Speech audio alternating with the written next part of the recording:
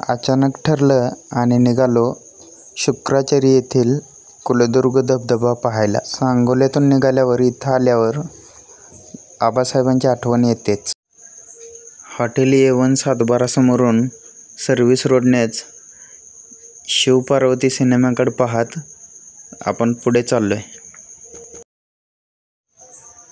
यानंतर येते गोडसेवाडी गाव.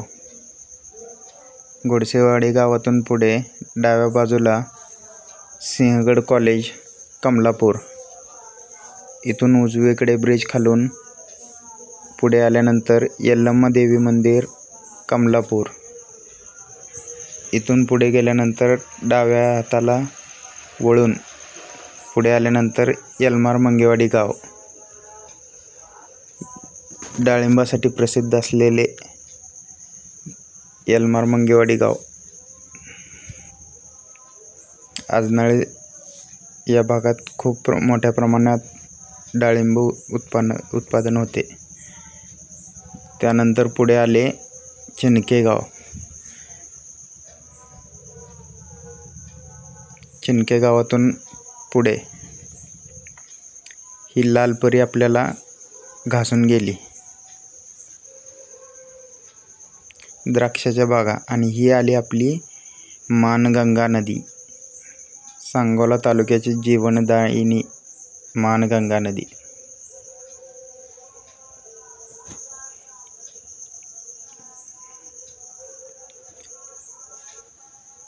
नदी ओलांडताच हे बलवडी गाव.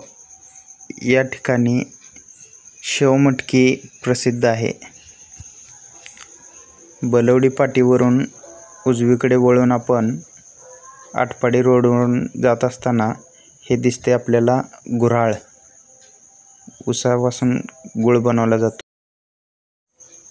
गाव वाडी वस्ती नसून सुद्धा अशा ठिकाणी मोठे कापड दुकान आहे. तिथून पुढे आल्यानंतर आपल्याला हा बोर्ड दिसला, सावधान काम चालू आहे, सावकाश जा. त्यामुळे आपण सावकाश एका बाजूने पुढे जात आहोत. यानंतर पुढे आले ते म्हणजे आपल्या ग.दि. माडगुळकरांचे माडगुळे गाव.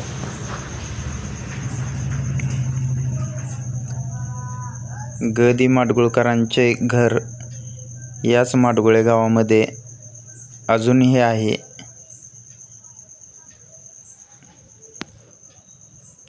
ते इथून उजवीकडे आतमध्ये आहे.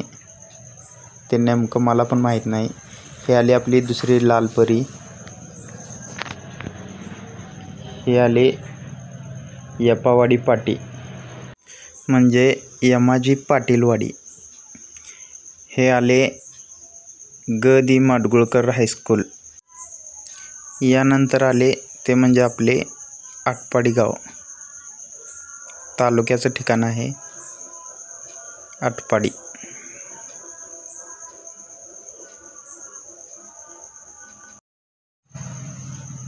येथील साईबाबा मंदिर येथे दर्शन घेऊन पुढे आपण या चौकातून सरळ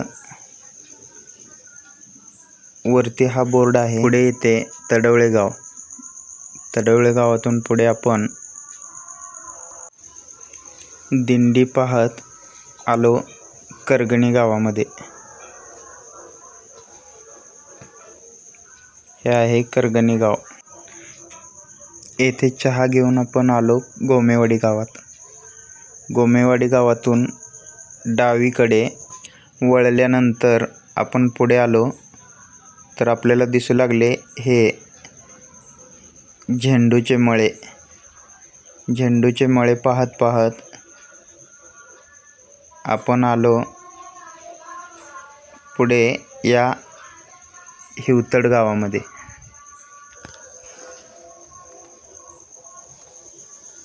हिवतड गावातून पुढे जात असताना समोर आपल्याला रस्ता बंद असल्याचे दिसून आले. बोळातून पुढे आल्यानंतर आपल्याला हा बोर्ड दिसला. या बोर्डपासून डावीकडे वळायचं आहे. या रस्त्याने शुकनगरमधून पुढे आल्यानंतर आपल्याला हा मोठा कॅनॉल दिसू लागतो। कॅनॉलवरून पलीकडे गेल्यानंतर कॅनॉलच्या पलीकडल्या पट्टीवरून पुढे जो रस्ता जातो तो जातो धबधब्याकडे। इथे छोटासा बोर्डही लावलेला आहे, धबधब्याकडे असं लिहिलेला। इथून पुढे जायचं आहे। या बाजूने आपण आलो, या ठिकाणी थांबायचं आहे आणि थोडं खाली उतरून डावीकडे या रस्त्याने आत जायचं आहे। धबधब्याचं पाणी साठून या ठिकाणी छोटासा तलाव तयार झालेला आहे। या ठिकाणी खूप वारे सुटलेले आहे।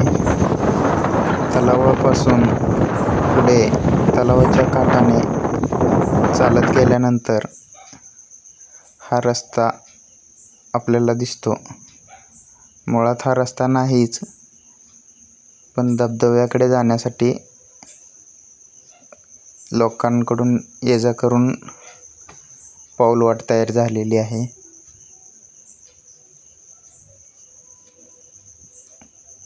या पाऊलवाटेने पुढे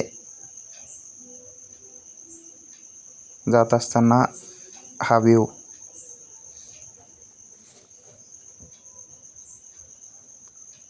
असा खडतर रस्ता पार करत पुढे जावं लागतंय।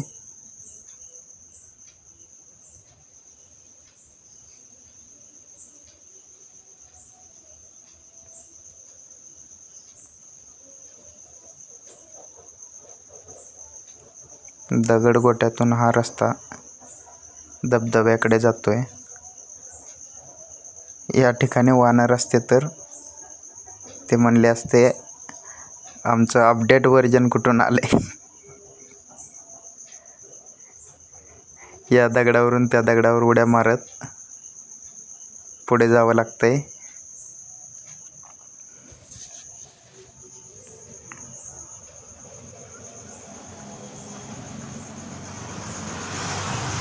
थोडासा जंगल भाग असल्यासारखा आहे। साधारणतः 1 किलोमीटर अंतर अशा रस्त्याने पार करून आल्यानंतर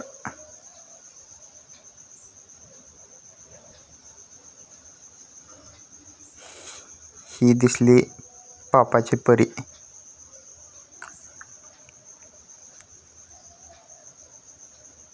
इथून पुढे गेल्यानंतर हा आपल्याला दिसतो धबधबा, कुलदुर्ग धबधबा, शुक्राचार्य येथील माणदेशी धबधबा। पाऊस कमी आल्यामुळे धबधब्याचं पाणी कमी आलं आहे, तरीसुद्धा निसर्गाच्या सानिध्यात आल्यानंतर खूप छान वाटलं। आणि विशेषतः म्हणजे आपल्या माणदेशात असं पर्यटन स्थळ असणं ही आपल्यासाठी खूप भाग्याची गोष्ट आहे। पुन्हा भेटू पुढच्या व्हिडिओमध्ये। धन्यवाद।